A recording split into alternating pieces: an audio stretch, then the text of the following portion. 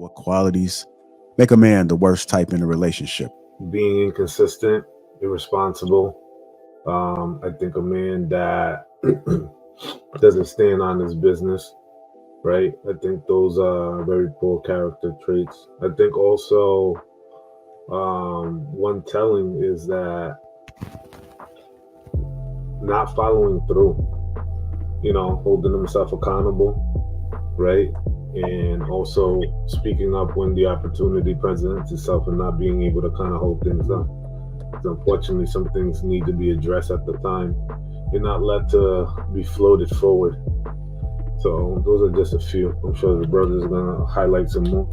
A man that fails to lead, a man that's careless, those are not only bad qualities but dangerous qualities. If a man does not know how to lead, you will be going in the wrong direction for the rest of your life. You, your wife, your household, your children, everything.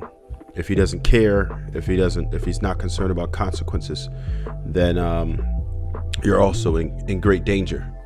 And unfortunately, this is what a lot of women look over. Those are some of the most dangerous characteristics to have. You should have someone with morals, someone who does not lack integrity, and I definitely like the word Luis used, consistent. And these are some of the warning signs that you have to look for when you're vetting in the beginning of a relationship, because if you don't, you're going to end up in a miserable life. But if I had to say one that was the most important to me, I would say a man who knows how to lead, because it's going to determine your future.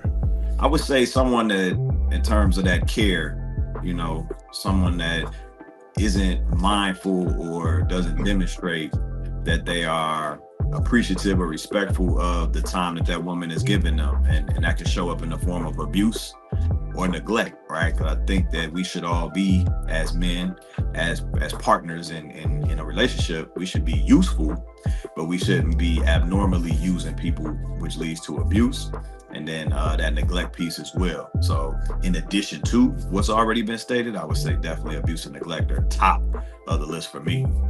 That's a very, very slanted question, depending on the relationships that we have nowadays. You hear the generic terms, leadership, it starts with that and then it goes downhill as for basic tenets that a man should have.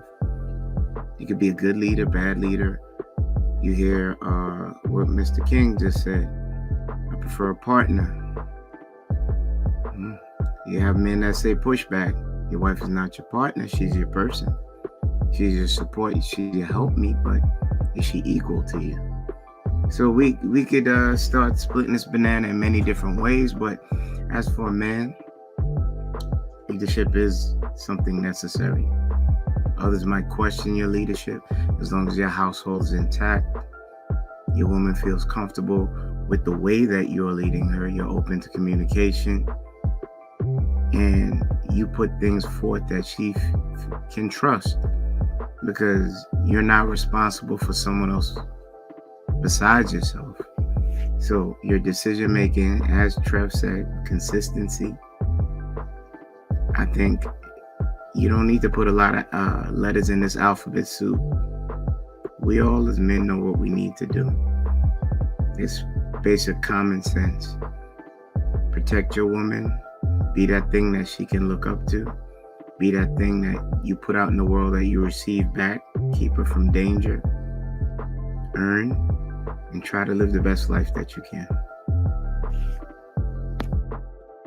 But do you think a lot of men have common sense nowadays, Kenny? You say it's common sense, but do you find that a lot of men, particularly when we're talking about from 18 to 35, do you feel like a lot of men nowadays have a lot of common sense? We say it's common sense, but unfortunately it's missing the mark for a lot of people. So if you're using 18 to 35, I think we got a lot of work that we need to do, because we got a lot of kids that grew up from baby boomers, single parent homes, under a nurturing system not learning to stand as a man would stand, and didn't know what to reach out to, so they figured out the best way they knew how. I'm aspirational to think that guidance is needed and we could right the ship, but yeah, we got challenges ahead. We look at the young guys when we walk the streets right now, me in New York. How many guys have their pants sagging off their butt? When a lady goes inside the door, they almost knock her down to get in the door first. Chivalry is something of the past. They don't even know how to address people. If you're on a train, they prefer let an old lady stand up rather than yield that seat to them.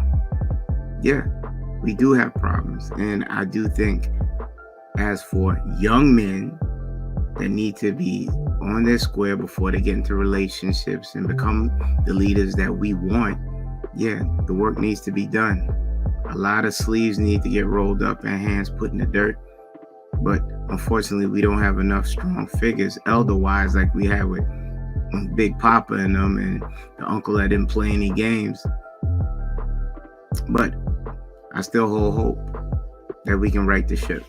I would say right off bat, in unstable man,